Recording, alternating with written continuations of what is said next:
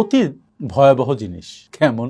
অতীতে ব্যর্থ হয়েছি এই চিন্তায় আমরা বর্তমানে শুরু করি না, কারণ আর একটা ব্যর্থতার মুখোমুখি হতে পারি। অতীতকে ঝেড়ে ফেলুন, কারণ অতীত আপনাকে ডিফাইন করে না। আসলে অতীতের অনেক ব্যর্থ মানুষ এখন দারুণভাবে সফল হয়েছে। আমার এক বন্ধু সেদিন বলছিলেন যে ওনাদের ক্লাসে যিনি ফার্স্ট বয় ছিলেন তিনি এখন একটা চায়ের দোকান চালান, যিনি সেকেন্ড বয় ছিলেন তিনি এখন উবারে মোটরসাইকেল চালান, আর উনি ছিলেন নাম্বার ছাড়া শেষের দিকে, কিন্তু উনি এখন একটা বড় ব্যবসা চালান। ওনার সেই বন্ধুদের এখন হয়তো তার কোম্পানিতে একটা চাকরির জন্য উনি নিয়োগ দিবেন না। আর সেজন্যই আসে যে অতীত আপনাকে ডিফাইন করে না, বর্তমানে আপনি কি করছেন, কিভাবে আপনার দিনপঞ্জি সাজাচ্ছেন, আপনার অভ্যাস কিভাবে রপ্ত করছেন, কতটা ডিসিপ্লিন রয়েতে আপনি সামনে যাচ্ছেন, তার উপরে ডিপেন্ড করে আপনাকে সামনে কিভাবে সংজ্ঞায়িত করা হবে। সুতরাং বর্তমানে ফোকাস করুন, অতীতে নয়। আর ভবিষ্যতের ভয়ে বসবাস নয়, বর্তমানকে রঙিন করে তুলুন। আপনার ভবিষ্যৎ আপনা আপনি রঙিন তর হয়ে উঠবে। Thank you.